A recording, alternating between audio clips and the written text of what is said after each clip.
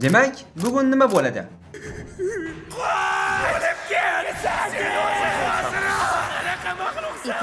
Gojo muhrlandi va dunyo bir soniyada ag'dar to'ntar bo'lib ketdi. Kuchlar balansi buzilgan joyda esa qonli ov boshlandi. Itadori Yuji endi u omon qolgan qahramon emas.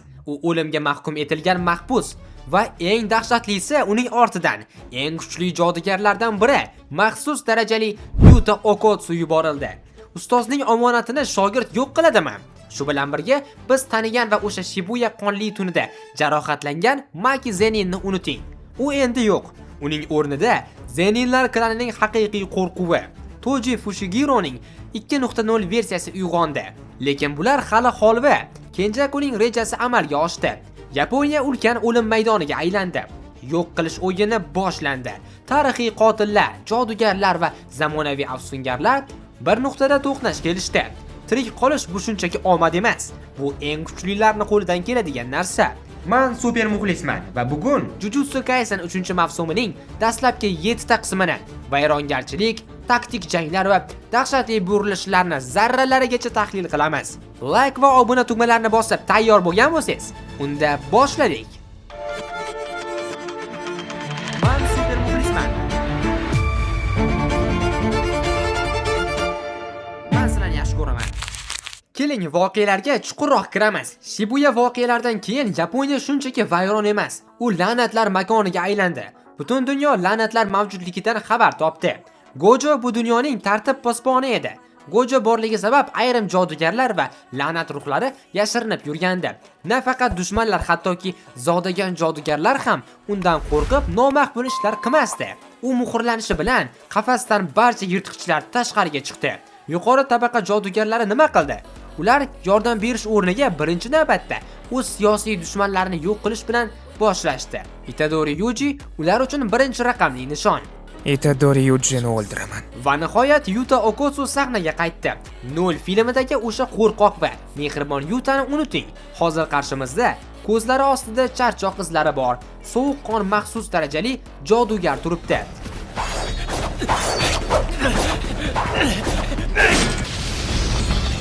Bor diqqatingni qurolga qaratib qo'yapsan. Ikkinchi qism. Yuta va Itadori jangi boshlanganda ko'pchilik tushunmadi. Nega Yuta Itadoriga hujum qildi? Diqqat qiling. Yuta aslida Itadorining jallodi emas, uning saqlovchi farishtasi bo'lib kelgan. U yuqori tabaqa oldida majburiy qasam ichgan. Ya'ni Itadorini o'ldirish majburiyatini oldi. Agar u Itadorini hayotiga nuqta qo'ymaganida, qasam uning o'zini o'ldirgan bo'lardi.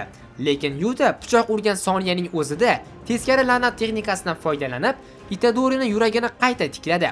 Bu juda ham murakkab hiyla. U Itadorini bir soniyaga halok qildi va shu zahotda tiriltirib oldi.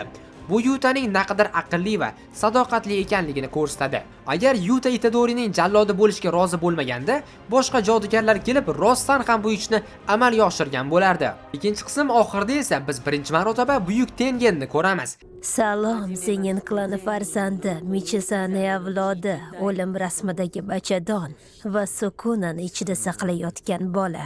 Esingizda bo'lsa, Gojoning o'tmishini ko'rsatishganda, ular Geto bilan birgalikda aynan Tengen uchun yangi tana Rikoni olib borishayotgandi. Tengen buyuk tarixiy jodugar, lekin men uni erkak kishi deb o'ylagandim. To'g'ri, hozirgi ko'rinishi o'xshamasa ham o'tmishda u ayol bo'lgan. Yuta Okotsu, Itadori, Chosu, Maki, Megumi va yana bir nafar maxsus darajali jodugar Yuki Tsukumo birgalikda Tengen yoniga borishdi.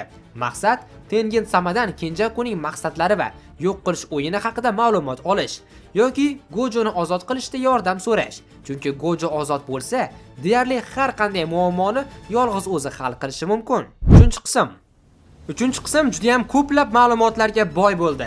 Tengen qahramonlarimizga Gojoni ozod qilish yo'llari, yo'q qilish o'yinini oqibatlari va o'yinni o'zini yo'q qilish haqida maslahatlar berdi. Xullas, Kenjaku butun dunyo aholisini la'natlangan ruhga aylantirmoqchi. Bu uchun unga juda ham katta la'nat energiyasi kerak. Mana shu yo'q qilish o'yinida jodugarlar bir-biri bilan jang qilishadi. Bu orqali esa Kenjaku energiya to'playdi. Sizga buni o'yin tilida sodda qilib tushuntiraman. O'yin maydoni Yaponiya bo'ylab 10 ta koloniya qurildi. Bu maydonlarga kirgan har bir inson o'yinchi hisoblanadi. Kogane, yordamchi. Har bir o'yinchining yonida uchar kichkina robotcha bor. U sizga ochkolaringiz va yangi qoidalaringizni aytib turadi. Ochko tizimi. Jodugarni yo'q qilsangiz 5 ochko, oddiy odamni yo'q qilsangiz 1 ochko. Nega? Chunki Kenjaku uchun bu shunchaki energiya yig'ish usuli. Majburiy qasam. Agar o'yinchilar 19 kun ichida o'yin maydonlariga borishmasa, o'yinchi qoidani buzgan hisoblanadi va halok bo'ladi. Bu qat'iy qonun. Megumi va Itadorining muammosi shundaki, Megumining opasi Sumiki ham o'yinga majburiy kiritilgan. Agar u o'yinga kirib ochko to'plamasa, bu dunyoni tark etadi. Agar kimnidir yo'q qilsa, qotilga aylanadi. Ularning yagona yo'li 100 ochko yig'ib, o'yinga yangi qoida kiritish orqali Sumikini o'yindan chiqarib olish. Tushunarlimi? Bu poyga, vaqtga qarshi poyga. Chunki ularda 19 kundan kamroq vaqt bor. Bilasizmi, aslida yo'q qilish o'yini juda qiziqarli va bu Kenjakuning 1000 yildan beri tuzgan rejasi. Gojoning tug'ilishi, Tengen maxluqqa aylangan vaqti va Zenin Toji paydo bo'lgan, ularning barchasi o'yin boshlanishi uchun Kenjakuning maqsadi edi. Agar butun Jujutsu Kaisen animesi shu o'yin uchun yaratilgan desam, ishonasizmi? Men bir video qilib, mana shu o'yinni barcha tarixi, qanday qilib yaratilgani, unda kimlar ishtirok etgani va oqibatlarini batafsil tushunarli qilib tushuntiraman. Buning uchun shu videomiz 1000 dona like yig'ishi kerak. Men ishonchim komil, sizlar buni tez fursatda uddalaysiz. Lekin yana bitta reja bor. Gojoni ozod qilish. Shunda yuqorida aytganimdek, uning o'zi barcha muammolarni hal qila oladi. Esingizda bo'lsa, Gojo qamoq olamiga muhrlangan. Uni Toji Fushigironing teskari samoviy nayzasi orqali bu qamoqdan chiqarish mumkin. Gojo Satoru nayzani yoki yo'q qildi yoki muhrlab qo'ydi. Bu bilan nimani o'ylagandiz, ustoz? Yana bir yo'li maxsus qamchi bor. Bu qamchi ham uni ozod qilishi mumkin. O'tgan yili esa u qora arqonni yo'q qildi. Ustozni turgan bitgani palakat. Demak, yagona yo'li bu qayta tirilgan jodugar farishtadan yordam so'rash. Farishta osonlik bilan zindonni ocha oladi. Qahramonlarimiz bir vaqtning o'zida ham o'yinni yo'q qilishga, ham Gojoni ozod qilish uchun farishtani qidirishga kirishdilar. 4-qism. Endi keling, 3-mavsumning eng hayajonli qismiga o'tamiz. Maki Zenin. Biz uni avvalgi mavsumlarda shunchaki ko'zoynakli kuchli bir qiz deb bilardik. Lekin Shibuya olovli tuni uni jismonan kuydirgan bo'lsa, Zenin klani uning qalbini kuydirishgan. Zeninlar uyida nima bo'ldi? Makining otasi Ougi Zenin o'z qizlarini tinchitmoqchi bo'ldi. Buning sababi jodugarlar olamida egizaklar haqiqiy muammo hisoblanadi. Bu yerda Gege Akutami dahshatli mantiqni yashirgan. Jodugarlar dunyosidagi egizaklar bitta inson hisoblanishadi. Mayida afsun energiyasi bor. Makida esa jismoniy kuch. Mai tirik ekan, Maki hech qachon 100% jismoniy kuchga erisha olmaydi. Mai o'zini qurbon qildi. U hayotdan ko'z yumishi bilan Makidagi oxirgi afsun energiyasi ham yo'qoldi. Natijada nima bo'ldi? Maki xuddi Toji Fushiguro kabi 0 energiya, lekin cheksiz kuchga ega maxluqga aylandi. U bir g'azabi bilan yillar davomida klanga nisbatan shakllangan nafratni ko'rsatdi. Bu sahnalarni ko'rsata olmayman, chunki haddan ziyod chegaradan o'tilgan jang sahnalari sodir bo'ldi. Bu holatda butun internet aholisi o'z klanini qirib tashlagan Itachi Uchihani esladi.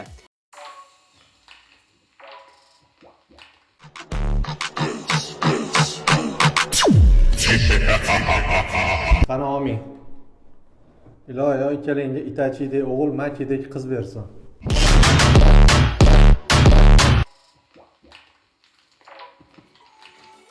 Uning Zeninlar klanini birma-bir yo'q qilishi bu shunchaki qasos emas.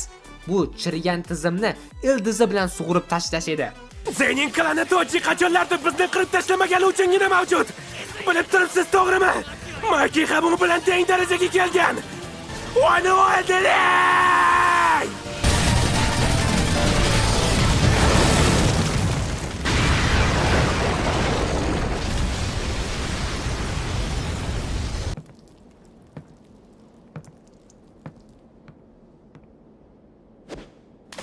Makining o'sha dahshatli xonadan chiqib ketayotgan sahnasi bu yangi afsonaning tug'ilishi edi. Keyinchalik Maki ham yo'q qilish o'yiniga farishtani qidirish va Sumikiga yordam berish uchun qo'shildi. 5-qism Itadori va Megumi yordam so'rab Hakarini izlab borishdi. Hakari kim? U 3-kurs talabasi, lekin maktabdan haydalgan. Nega? Chunki uning texnikasi yangicha turdagi bo'lib, tarixda unga o'xshash texnika bo'lmagan. Jodugarlar kengashi esa bunday zamonaviy texnikalarni yo'q qilish tarafdori edi.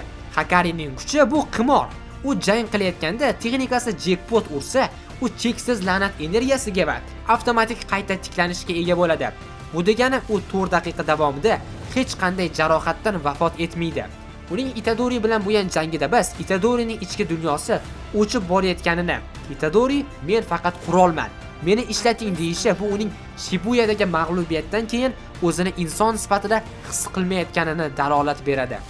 Hakari Gojoning muhrlangani va vaziyatdan xabar topib, yordam berishga rozi bo'ldi. 6-qism oxirida esa biz o'yin ichidagi ikkita yirtqich, 100 ochko yig'gan Higurama Hiromi, 400 yildan beri Sukunani kutayotgan Kashimo Hajimeni ko'ramiz. Dushmanlar kundan kunga kuchaymoqda. Gojo esa hamon muhrlangan. Keyingi qismlarda Yutaning hududlar jangiga kirishishi, Higuruma va Itadorining sud jarayoni va Kashimoga qarshi Hakarining afsonaviy jangini ko'ramiz. Sizningcha Itadori Sukunaning yordamisiz bu do'zaxdan chiqa oladimi? Javoblaringizni kommentariyada yozib qoldiring. Kanalimizga obuna bo'lishni va qo'ng'iroqcha tugmasini bosib qo'yishni so'rayman. Bu bizga yangi videolarni tayyorlash uchun katta motivatsiya beradi. Unutmang, hammamiz bosh qahramonmiz, lekin bizning kinomiz qanaqa davom etishi faqat o'zimiz qilayotgan harakatlarga bog'liq.